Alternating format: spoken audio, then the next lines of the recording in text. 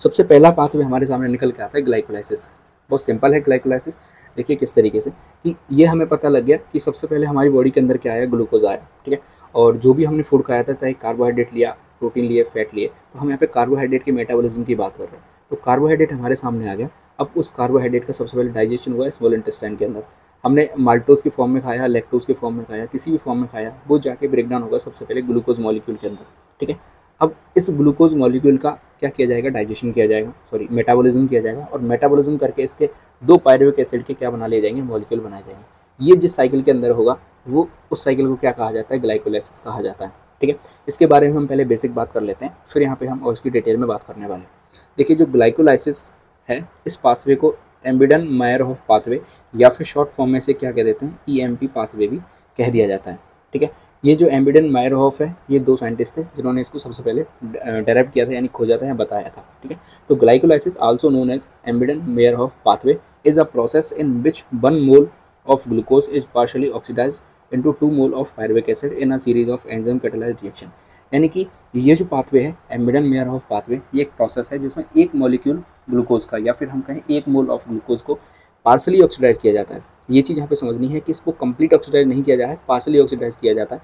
और यहाँ से हमें किस चीज़ की प्राप्ति होती है, 2 मॉलिक्यूल्स ऑफ पायरुविक एसिड के हमें मिलते हैं। ये एक कंप्लीट सीरीज चलती है जहाँ पे एंजाइम कैटालाइज्ड रिएक्शन कंप्लीट होती है, यानी कि बहुत सारे एंजाइम्स हैं, बहुत सारे कैटलिस्ट होते हैं जिनका यूज़ किया जाता है और इस रिएक्शन को कंप्लीट कराया जाता है। इस पूरी प्रोसेस को क्या कहा जाता है, ग्लाइकोलाइसिस कहते हैं, ठीक है। अब हम बात करते हैं कि ये जो ग्लाइकोलाइसिस जो साइकिल है या ग्लाइकोलाइसिस पाथवे है, ये पाथवे कहाँ पे चलता है। हम सेल्स की बात कर रहे हैं तो सेल के अंदर सेल के किस पोर्शन के अंदर चलता है। तो glycolysis occur in the cytosol of all cells, यानी कि जितनी भी लिविंग सेल्स हैं उनके साइटोसोल के अंदर यानी साइटोप्लाज्म के अंदर ये प्रोसेस चल रही होती है, ठीक है। अगला देखिए, it is a unique pathway that occurs in both aerobic as well as anaerobic condition. यानी कि ये एक ऐसा यूनिक पाथवे है जो कि एरोबिक और एनारोबिक दोनों कंडीशंस के अंदर चलता है। अब यहाँ पे हम समझते हैं, देखिए एरोबिक का मतलब होता है कि ऑक्सीजन की प्रेजेंस में जो लिविंग सेल हैं उन्हें ऑक्सीजन की आवश्यकता होती है, वो ऑक्सीजन को कंज्यूम करते हैं, देन उनकी जो रेस्पिरेशन है वो चल रहा होता है।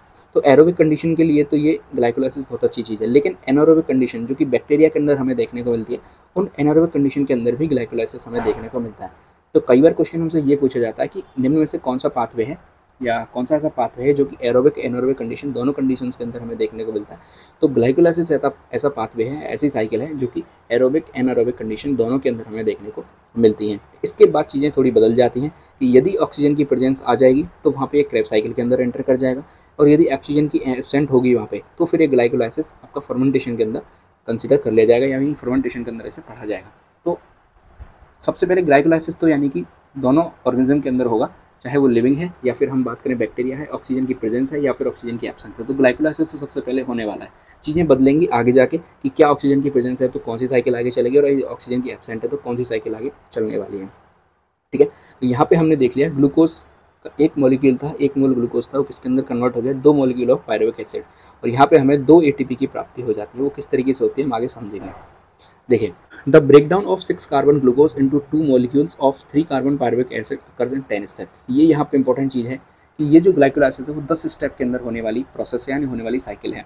यहाँ पे ग्लूकोज का 1 मॉलिक्यूल लिया जाएगा, और ग्लूकोज के अंदर हम जानते हैं इसका जो सिंपल फॉर्मूला होता है वो C6H12O6 होता है, यानी कि कार्बन की संख्या कितनी होती है, 6 होती है। वहीं हम बात करें पायरुवेट की या फिर पायरुविक एसिड की, वो 3 कार्बन कंपाउंड है, लेकिन हमें 6 कार्बन बनाना है, तो इसलिए उसके कितने मॉलिक्यूल बनते हैं, यहाँ पे देखिए 2 मॉलिक्यूल बनेंगे, किसके, पायरुवेट के या फिर पायरुविक एसिड के। तो ग्लूकोज से 2 मॉलिक्यूल ऑफ पायरुविक एसिड का बनना क्या कहलाता है, ग्लाइकोलाइसिस कहलाता है। बीच में आपका बहुत सारी चीज़ें बनती हैं, वो हम देखने वाले हैं, ठीक है। अब ये जो आपकी चीज़ें हैं, यानी 10 स्टेप हैं, 10 को हमने 5-5 स्टेप के अंदर बांटा है। किस तरीके से बांटा, देखिए जो पहले 5 स्टेप होते हैं, यानी पहले के 5 स्टेप हैं, इस पाथवे को क्या कहा जाता है, प्रीपरेटरी फेज कहा जाता है। यानी यहाँ पे प्रिपरेशन हो रही है किसकी, एनर्जी को बनाने की। यानी अब किसी भी चीज़ की प्रिपरेशन होती है तो सबसे पहले हमें उसमें इन्वेस्ट करना पड़ता है। हम किसी एग्जाम की प्रिपरेशन करते हैं तो हमें टाइम को इन्वेस्ट करना पड़ता है, हमारी एनर्जी को इन्वेस्ट करना पड़ता है, और जब उसका रिटर्न का टाइम आता है, जब हमारा रिजल्ट आता है, तो वहाँ से हमें रिटर्न मिलता है। तो इसी तरीके से इसे प्रीपरेटरी फेज कहा जाता है, यानी यहाँ पे प्रिपरेशन होगी। अब प्रिपरेशन होगी तो हमें यहाँ पे एनर्जी देनी पड़ेगी, हमें ATP के फॉर्म में एनर्जी को देना पड़ेगा, यहाँ पे एनर्जी हमारी खर्च होगी, ठीक है। And last 5 step of this pathway known as payoff phase. Payoff phase का मतलब यहाँ से हमें एनर्जी मिलने वाली है, अब हमारा रिजल्ट का टाइम आ गया, हमने जो इन्वेस्ट किया था वो हमें रिटर्न के रूप में मिलने वाला है, ठीक है। ये चीज़ें हमें को समझनी है। तो 5 स्टेप के अंदर हमने इसको बना लिया। पहले जो 5 स्टेप है उन्हें हम प्रीपेरेटरी फेज कह रहे हैं और लास्ट के जो 5 स्टेप उन्हें अपन पे ऑफ फेज कह रहे हैं, ठीक है। The energy gain comes in the pay of phase of glycolysis. ये हमें पता चल गया प्रीपेरेटरी फेज के अंदर हमें एनर्जी इन्वेस्ट करनी है तो वहाँ से हमें कुछ भी नहीं मिलने वाला, लेकिन जो लास्ट के 5 स्टेप हैं यानी जो पे ऑफ फेज की हम बात कर रहे हैं उसके अंदर से हमें एनर्जी जनरेशन होगी और एनर्जी हमें मिलेगी। और कितनी एनर्जी हमें मिलेगी, 2 एटीपी के फॉर्म में हमें एनर्जी मिलने वाली है। ये जब हम ग्लाइकोलाइसिस समझ लेंगे उसके बाद हमें पता लगेगा कि किस तरीके से 2 एटीपी हमें मिल रही है, ठीक है। देखिए ग्लाइकोलाइसिस को हम समझें तो ग्लूकोज है हमारे सामने जो कैसा है 6 कार्बन कंपाउंड है, ये हमें पता चल गया। इसका जो जनरल फॉर्मूला है वो C6H12O6 है, ठीक है। अब ये जो ग्लूकोज है ये कन्वर्ट होगा, सबसे पहले ग्लूकोज 6 फॉस्फेट के अंदर यहाँ पे कन्वर्ट होने वाला है।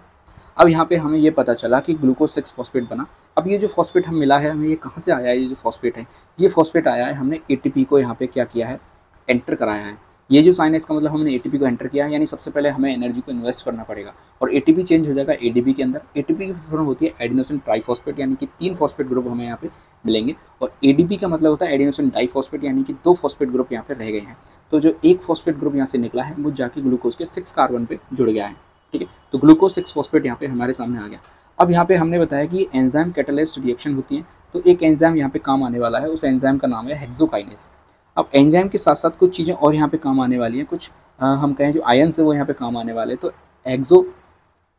तो हेक्सोकाइनेज जो एंजाइम है इसके साथ साथ हमें यहाँ पे Mg+2 जो आयन्स हैं वो भी यहाँ पे काम आने वाले हैं, ठीक है। तो अब जो ग्लूकोज है वो हेक्सोकाइनेज एंजाइम की प्रेजेंस में किसके अंदर चेंज हो गया है, ग्लूकोज 6 फॉस्फेट के अंदर चेंज हो गया है। एक फॉस्फेट ग्रुप हमें मिल गया है, एटीपी को हमने यहाँ पे इन्वेस्ट करा दिया, ठीक है। अब देखिए एक चीज़ और आप यहाँ पे समझिए, यहाँ पे 2 तरह के साइन आपको दिखाई दे रहे हैं। एक ये वाला साइन आपको दिखाई दे रहा है और एक आपको ये वाला साइन, यानी ये तीर का निशान हमें दिखाई दे रहा है। ये जो तीर का निशान है ये हमें दिखा रहा है कि ये जो रिएक्शन है रिवर्सिबल रिएक्शन है, यानी कि ये दोनों आपस में रिवर्स हो सकते हैं। यानी एक बार 3 फॉस्फोगिलिसरेट बन गया तो वो 2 फॉस्फोगिलिसरेट के अंदर कन्वर्ट हो जाएगा और 2 फॉस्फोगिलिसरेट वापस से किसके अंदर चेंज हो सकता है, 3 फॉस्फोगिलिसरेट के अंदर चेंज हो सकता है। ये साइंस हमें काम आएंगे जब हम ग्लाइकोनियोजेनेसिस पढ़ेंगे, ठीक है, वहाँ पे काम आने वाले हैं। ये चीज़ आप समझ लीजिएगा पहले ही। अब देखिए ग्लूकोज 6 फॉस्फेट यहाँ पे बन गया। अब चीज़ें इरिवर्सिबल की बजाय रिवर्सिबल होने वाली है, यानी कि अब जो ग्लूकोज 6 फॉस्फेट है ग्लूकोज के अंदर चेंज नहीं हो सकता। पहली चीज़ ये आपको समझ में आ गई, क्योंकि यहाँ पे साइन कैसा बना हुआ है, सिंगल तीर का निशान यहाँ पे बना हुआ है, ठीक है। इसका मतलब ये रिवर्सिबल रिएक्शन नहीं है, इरिवर्सिबल रिएक्शन है। अब ग्लूकोज 6 फॉस्फेट बन गया, अब यहाँ पे आइसोमेरिज्म होगा, यानी कि समावेशिता हमें यहाँ देखने को मिलेगी, यानी एक तरीके से चेंज होगा। अब ग्लूकोज चेंज हो रहा है किसके अंदर, फ्रक्टोज के अंदर, ठीक है। ग्लूकोज किसके अंदर चेंज हो रहा है, फ्रक्टोज के अंदर, और फ्रक्टोज वापस से किसके अंदर चेंज हो सकता है, ग्लूकोज के अंदर चेंज हो सकता है, क्योंकि यहाँ पे साइन कैसा लगा हुआ है, 2 तीर के निशान बने हुए हैं। 2 तीर के निशान का मतलब क्या है कि ये रिएक्शन कैसे होने वाली है, रिवर्सिबल रिएक्शन होने वाली है, ठीक है। अब यहाँ पे जो एंजाइम काम आने वाला है वो कौन सा है, फॉस्फोहेक्सोज आइसोमरेज। आइसोमरेज का मतलब यहाँ पे आइसोमेरिज्म होने वाला है, ग्लूकोज 6 फॉस्फेट फ्रक्टोज 6 फॉस्फेट के अंदर कन्वर्ट होने वाला है। फॉस्फो हेक्सोज एंजाइम यहाँ पे काम आने वाला है, ठीक है। किसी भी तरीके के आयंस की यहाँ पे जरूरत नहीं पड़ेगी, ठीक है। टोटल 10 स्टेप होने वाले हैं, आप गिन लीजिएगा लास्ट में जाके। अब देखिए जो फ्रक्टोज 6 फॉस्फेट है वो वापस से फ्रक्टोज 1,6 बिस फॉस्फेट या फिर हम कहें फ्रक्टोज 1,6 डाइफॉस्फेट के अंदर चेंज होने वाला है। बिस या डाई का मतलब क्या हो गया, 2 फॉस्फेट ग्रुप हो गए, एक पहले नंबर कार्बन पे जुड़ा हुआ है, एक 6 नंबर कार्बन पे जुड़ा हुआ है। हमने यहाँ पे एटीपी को क्या कराया, इन्वेस्ट कराया, यानी सबसे पहले हमने एटीपी को यहाँ पे इन्वेस्ट किया है, दूसरी एटीपी यहाँ पे हो गई। तो अब तक कितनी एटीपी हम डाल चुके हैं, 2 एटीपी अब तक हम यहाँ पे डाल चुके हैं, और हमें मिल क्या क्या गया है, फ्रक्टोज 1,6 डाइफॉस्फेट या फिर बिस फॉस्फेट हमें यहाँ पे मिल गया। फ्रक्टोज के ऊपर 2 कार्बन पे यानी पहले नंबर कार्बन और 6 नंबर कार्बन में फॉस्फेट ग्रुप हमारे सामने जुड़ गए हैं। अब देखिए चीज़ें बदलेंगी किस तरीके से कि अब यहाँ पे जो एंजाइम है वो काम आएगा एल्डोलेसिस एंजाइम, ठीक है। एल्डोलेसिस एंजाइम के साथ साथ यहाँ पे जो आयन्स हैं वो यहाँ पे काम आने वाले हैं, जिंक आयन, जिंक+2 आयन यहाँ पे काम आने वाले हैं। और ये जो चीज़ें हैं ये बदल जाएंगी। अब 2 पोर्शन के अंदर जो फ्रक्टोज 1,6 बिस फॉस्फेट है ये 2 अलग अलग केमिकल के अंदर चेंज हो जाएगा। सबसे पहले बनेगा हमारे सामने डाईहाइड्रोक्सी एसीटोन फॉस्फेट और एक बनेगा हमारे सामने गिल्सरल्डिहाइड 3 फॉस्फेट, ठीक है। और दोनों के 2-2 मॉलिक्यूल हमें यहाँ पे मिलने वाले हैं। और ये जो 5वां स्टेप है ये कैसा है, रिवर्सिबल रिएक्शन है, क्योंकि 2 तीर के निशान यहाँ पे लगे हुए हैं। और जो एंजाइम काम आने वाला है वो एंजाइम कौन सा है, आइसोमरेज एंजाइम यहाँ पे काम आने वाला है, ठीक है। ये चीज़ आपको समझ में आ गई, यानी कि जो फ्रक्टोज 1,6 बिस फॉस्फेट है वो इस तरीके से मैं दिखा देता हूँ, इस तरीके से, ठीक है। 2 के अंदर ये टूट गया है, एक बना हमारे सामने डाईहाइड्रोक्सी एसीटोन फॉस्फेट और एक बना हमारे सामने गिल्सरल्डिहाइड 3 फॉस्फेट, ठीक है। अब देखिए ये जो डाईहाइड्रोक्सी एसीटोन फॉस्फेट है ये किसके अंदर चेंज हो सकता है, गिल्सरल्डिहाइड 3 फॉस्फेट के अंदर चेंज हो सकता है। जब यहाँ पे यदि गिल्सरल्डिहाइड 3 फॉस्फेट की कमी होगी तो वापस से जो डाईहाइड्रोक्सी एसीटोन है किसके अंदर चेंज हो जाएगा, गिल्सरल्डिहाइड 3 फॉस्फेट के अंदर चेंज हो जाएगा, ठीक है। अब काम चलेगा किसके ऊपर, गिल्सरल्डिहाइड 3 फॉस्फेट के ऊपर यहाँ पे काम चलने वाला है। काम किस तरीके से चलेगा, यहाँ पे रिवर्सिबल रिएक्शन है, यानी कि आपस में इंटरचेंज हो सकती है। सबसे पहले एंजाइम आएगा gills aldehyde 3 phosphate dehydrogenase. Dehydrogenase का मतलब क्या होता है कि यहाँ से हाइड्रोजन निकलने वाला है, ठीक है, ये चीज़ हमें समझ में आ गई। अब हाइड्रोजन निकल गया, लेकिन हाइड्रोजन को कोई लेने वाला भी होना चाहिए, ठीक है, तो हाइड्रोजन को लेने के लिए कौन आएगा, 2NAD+ आने वाला है यहाँ पे, ठीक है, 2NAD+ आएगा। 2NAD+ किसके अंदर कन्वर्ट हो रहा है, 2NADH+ के अंदर, और 2 हाइड्रोजन को ये यहाँ से लेके चला गया, 2 हाइड्रोजन हमें यहाँ पे निकल गए, ठीक है।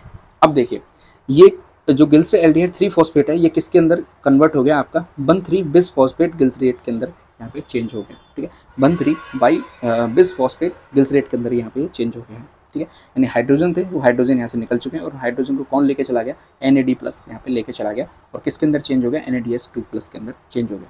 अब देखिए, जो 1,3 बिस फॉस्फेट गिल्सरेट है, इसके 2 मॉलिक्यूल हमें यहाँ पे नजर आ रहे हैं, क्योंकि गिल्सरेट एल्डिहाइड के कितने मॉलिक्यूल थे, 2 मॉलिक्यूल्स थे, और ग्लूकोज का कितना मॉलिक्यूल था, 1 मॉलिक्यूल था, ठीक है। अब देखिए, अब यहाँ पे 7 स्टेप आएगा, और 7 स्टेप जो 1,3 बिस फॉस्फेट गिल्सरेट है, अब यहाँ से जो आपका फॉस्फेट है वो कम होने लगेंगे। इस तरीके से देखिए, सबसे पहले 1,3 बाई फॉस्फेट थे, यानी 2 फॉस्फेट ग्रुप हमारे सामने थे और गिल्सरेट था। अब यहाँ से सबसे पहले पहले नंबर कार्बन से फॉस्फेट का निकलना होगा, और फॉस्फेट को लेने कौन आएगा, ADP, एक सेकेंड, फॉस्फेट को लेने कौन आएगा, ATP लेने आएगी, ठीक है। अब यहाँ पे देखिए 2 ADP थे, तो किसके अंदर चेंज हो गए, 2 ATP के अंदर हमें यहाँ पे निकलने का, यानी अब एडिनोसिन डाइफॉस्फेट था वो एडिनोसिन ट्राइफॉस्फेट के अंदर चेंज हो गया, क्योंकि एक फॉस्फेट ग्रुप वहाँ से हटा है। और एंजाइम यहाँ पे कौन सा काम आ रहा है आपका, एंजाइम जो काम आ रहा है यहाँ पे वो है 3-फॉस्फोगिल्सरेट काइनेज एंजाइम, ठीक है, ये चीज़ हमें समझ में आ गई। अब देखिए आगे क्या होगा, जो 3-फॉस्फोगिल्सरेट है इसके अंदर से फिर से एक हम बात करें, आपका जो फॉस्फेट ग्रुप है वो निकलेगा, और यहाँ पे एंजाइम कौन सा काम आएगा, फॉस्फोगिल्सरेट म्यूटेज एंजाइम यहाँ पे काम आएगा, और ये किसके अंदर चेंज होएगा, 2-फॉस्फोगिल्सरेट के अंदर यहाँ पे चेंज होने वाला है, और इसके भी कितने बनेंगे, 2 मॉलिक्यूल यहाँ पे बनेंगे, ठीक है। अब अगले स्टेप में क्या होगा, 9 नंबर स्टेप में इनोलेज नाम का एंजाइम काम आएगा, और ये जो 2-फॉस्फोगिल्सरेट है फिर से एक ATP निकालेगा, और ये किसके अंदर चेंज होएगा, फॉस्फोइनोल पायरुवेट, जिसे शॉर्ट फॉर्म में कह देते हैं PEP, ठीक है, PEP फॉस्फोइनोल पायरुवेट कह देते हैं, और ये कितने मॉलिक्यूल बनाता है, 2 मॉलिक्यूल PAP के बनते हैं। साथ ही साथ यहाँ पे ध्यान देने वाली चीज़ क्या है कि ये 2 मॉलिक्यूल किसके निकल जाते हैं, वाटर के 2 मॉलिक्यूल हमें बाहर निकलने को दिखाई देते हैं, ठीक है।